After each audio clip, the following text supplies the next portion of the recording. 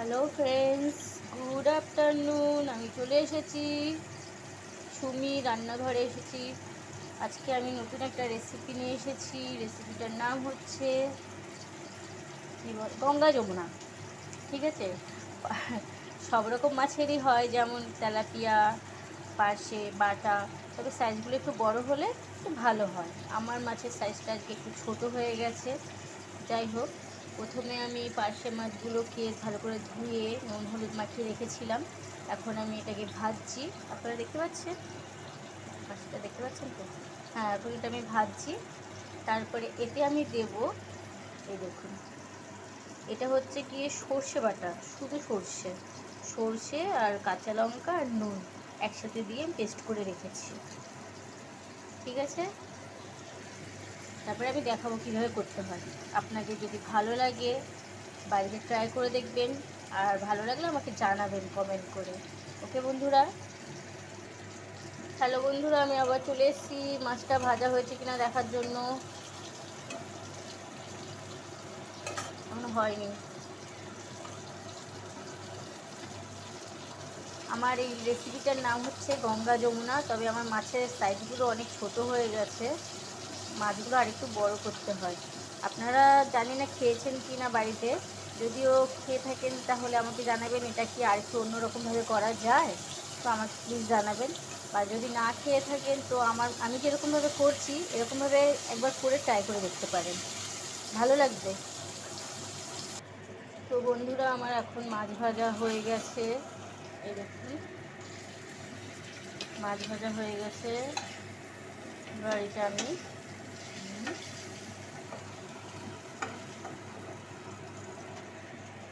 হলো না।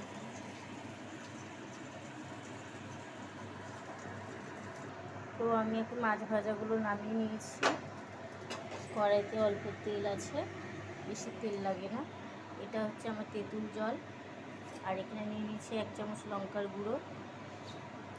এখন এই লঙ্কার গুঁড়ো আর নিয়ে নেবো 1 চামচ সাদা জিরের গুঁড়ো। নিয়ে নিলাম 1 চামচ সাদা জিরের গুঁড়ো।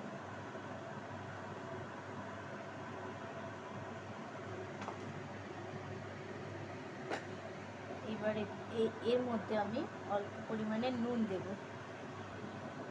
যেটুকু আমি নুন দিলাম।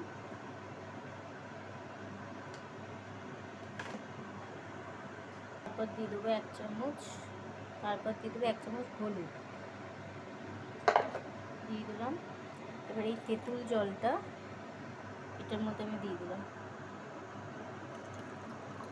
আপনারা ছেঁকে নেবেন, কিন্তু অনেক সময় তেঁতুলের মধ্যে নোংরা থাকে, তো ছেঁকে নেবেন। এবার আমি কড়াইতে দেব অল্প একটু কালো জিরে।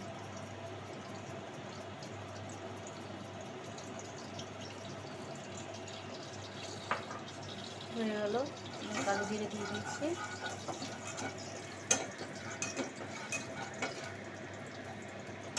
এইবার দিয়ে দেবো যে মশলাটা আমি করে রেখেছিলাম, নুন হলুদ লঙ্কার গুঁড়ো তেঁতুল জল সাদা জিরের গুঁড়ো সব একসাথে আমি করে রেখেছিলাম। এবার আমি এটা দিয়ে দিলাম।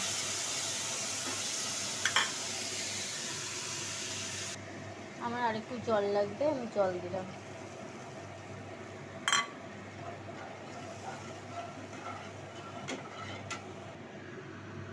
অল্প একটু মিষ্টি দিয়ে দিচ্ছি, ঠিক আছে, টেস্ট ভালো হবে।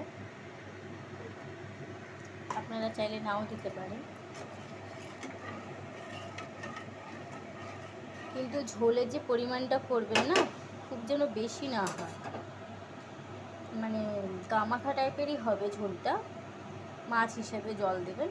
আমার এই কটা মাছ, আমার এই মাছটা এই ঝোলে ডুবে যাবে না, ঠিক আছে, আমি সেরকমভাবে জলটা দেবো যেন মাছটা ডুবে না যায়।